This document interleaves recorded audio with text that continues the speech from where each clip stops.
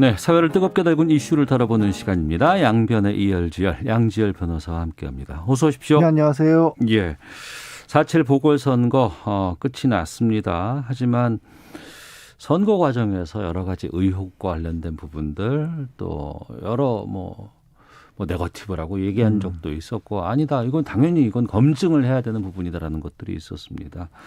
선거 이후에 고소 고발 관련된 사건은 계속 진행 중인 것인지 좀 선거 이후에 고발 전 상황 좀 짚어보도록 하겠습니다. 앞서 박형준 시장과도 인터뷰를 했을 때 뭐 사법당국에서 다루고 있으니까 뭐 성실히 임하겠다라는 언론적인 말씀도 해주셨는데 지금 고소고발 사건이 어떤 것들이 좀 있을까요? 대략 서울과 부산에서 각 당들이 서로 고발한 게 한 14건 정도, 그리고 네. 시민단체에서 또 고발한 거죠. 그게 한 6건 정도, 한 20건 가까이 된다라고 하고요. 네.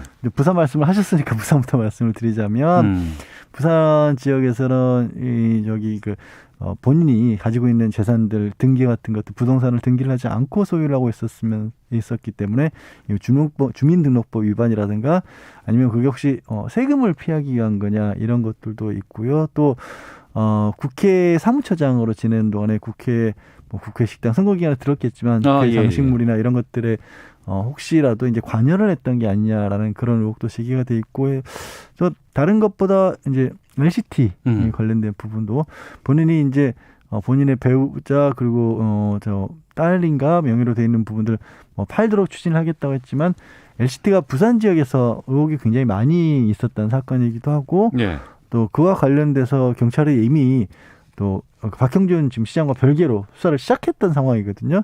그래서 그런 부분들도 아마 좀 보지 않을까 싶은 그런 상황이고요. 서울 같은 경우 오세훈 시장은 계속 이제 선거철에 많이 시끄러웠던 내곡동의 그린벨트 해제와 보상 과정에 과연 이제 오 시장이 당시에도 시장이 있으면서 관여를 한 것이냐, 그렇게 관여를 해서 잘 알고 있는데도 불구하고 잘 몰랐다고 얘기를 한 게 이제 선거법상 허위사실 공표가 되느냐, 이런 것들이 따져질 것 같습니다. 네, 고소 고발을 하게 되면 이게 수사로 진행이 되잖아요. 그런데 이게 수사 과정에서 그냥 뭐 불기소로 그냥 끝날 수도 있는 것이고, 아니면 혐의가 드러나게 되면 더 수사가 이제 뭐 기소로도 갈 수 있는 상황이 될 것 같은데 어떻게 판단하십니까?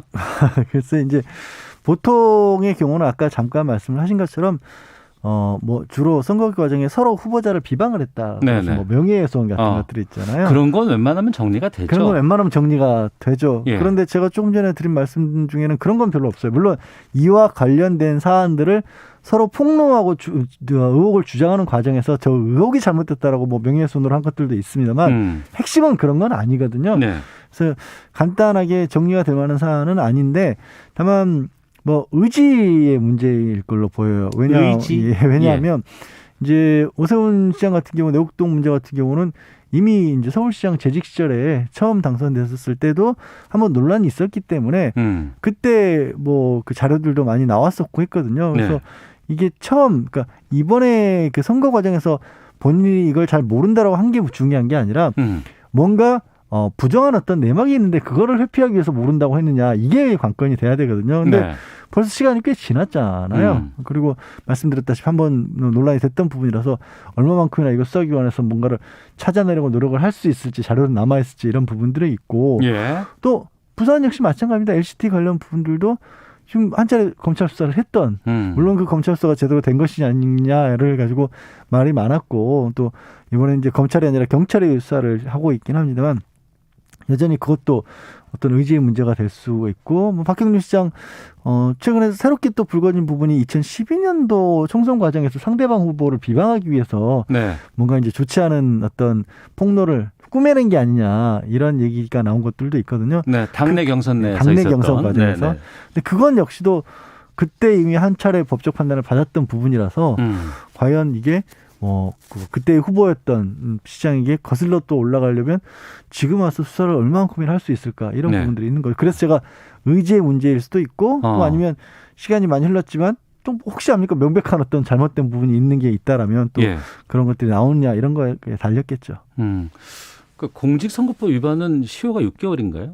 시효가 6개월은 아니고요. 처리 기간이? 그거를 이제 가능하면 그 기간 내에 처리를 하라라고 하고 있죠. 왜냐하면 선거라고 하는 게 이제 공직자를 뽑는 건데 글자 그대로 네. 뽑아놓고 2년, 3년 지난 뒤에 뭐 기소하고 재판하고 그러면 그동안엔 일 다 끝난 상황이잖아요, 사실. 그러니까 임기 맞춰질 때쯤 돼서 재판받으면 뭐 하겠습니까? 네. 그래서 이제 서둘러서 기소를 하는 게 있죠, 공소로. 이번 당선자들은 이제 보궐선거기 때문에 임기가 또 그렇게 길진 않잖아요. 네네네. 그것과도 좀 연동이 될 수 있을까요? 그것과 연동이 된다기보다는 임기가 길지 않고 또 정치적인 문제. 내년에 대선도 있고 네. 그래서 1년 2개월 정도이기 때문에 이게 어찌 보면은 다음 정식 지방선거 예. 그게 이제 뭐 본 게임이라고 해야 될까요? 네네. 그거를 염두에 두고들 있을 거 아닙니까? 양 당이 각 당이. 아 그렇겠군요. 네. 예. 이거 졌다고 그냥 끌다 수는 없다. 예. 다음 본 게임이 1년 2개월 뒤에 또 있다. 그리고 그때 이기면 된다라는 생각들을 할 거기 때문에 네. 그래서 제가 말씀드린 것들을 서로 뭐 끝까지 뭐 물고 늘어지지 않을까 싶습니다. 알겠습니다. 자, 이번 보궐선거 이후에 고발된 상황 좀 정리를 해봤고요. 자, 그리고 선거 결과에 이 뉴스가 별로 좀 잘 묻혀서 좀 드러나지 않았는데 이거 좀 살펴보도록 하겠습니다. 울산시장 선거 개입 의혹 사건에 대해서 검찰이 이진석 청와대 국정상황실장을 기소하는 것으로 사실상 수사를 마무리 지었다고 하는데 이 좀 잊고 있는 분들도 좀 많이 계실 것 같아서 정리를 좀 해주시죠.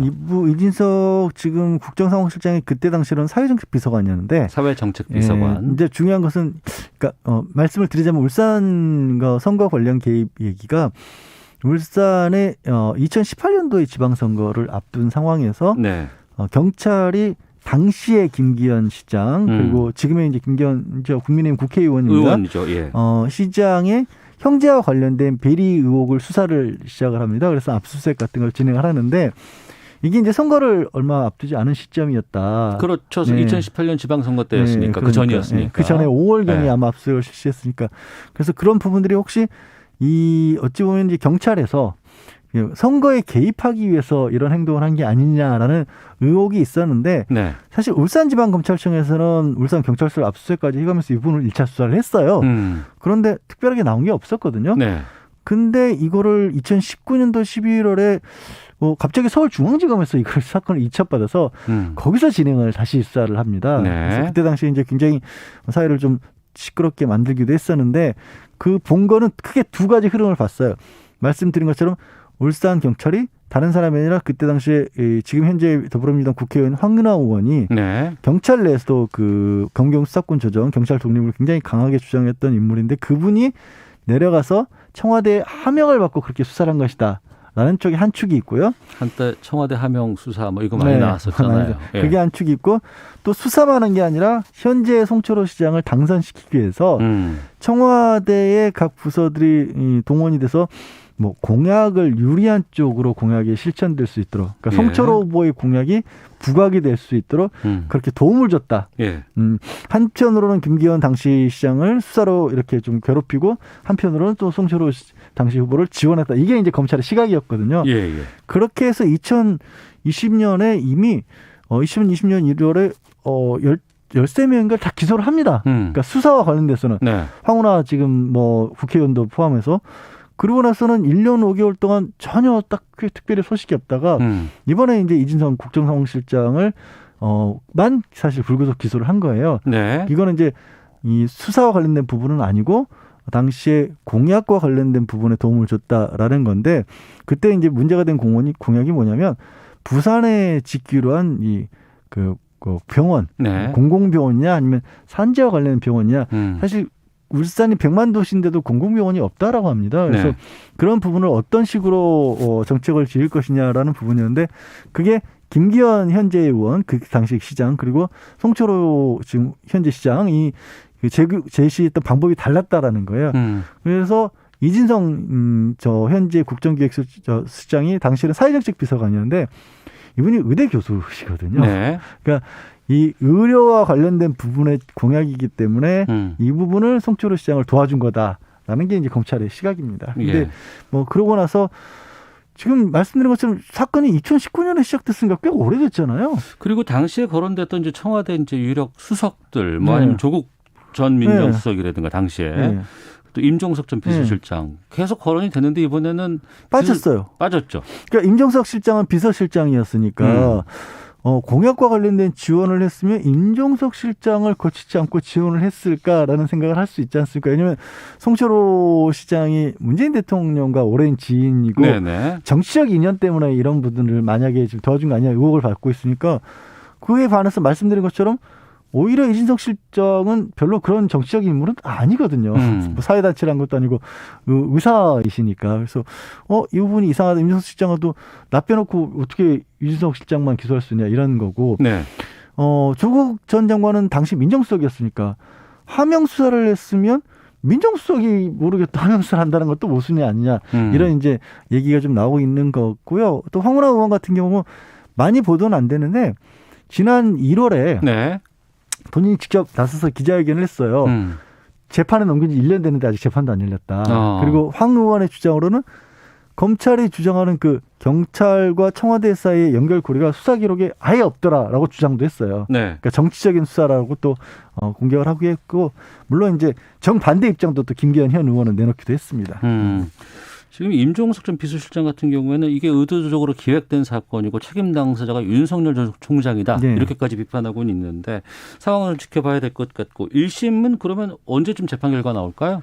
그래서 이제 말씀드린 것처럼 큰 축의 하명 수사 재판이 기소된 지 지금 1년이 훨씬 넘었는데 1년 5개월 돼가는데 1년 5개월 아니요 1년이 넘었는데 이제 5월 1일에 첫 재판이 열린다고 하거든요. 그래서 나머지가 이제 막 다 합쳐져서 기소가 되면 언제 재판이 열릴지도 모르겠는데요. 저도. 당시 뉴스가 상당히 좀 떠들썩했고 시끄러웠는데 그런 거에 비해서는 완전히 지금 용두사미가 된 셈입니다. 알겠습니다. 양지열 변호사와 함께했습니다. 고맙습니다. 네, 고맙습니다. 예, 잠시 후 2부 정치화투 준비되어 있고 권영주의 차차차도 살펴볼 수 있습니다. 2부로 가겠습니다.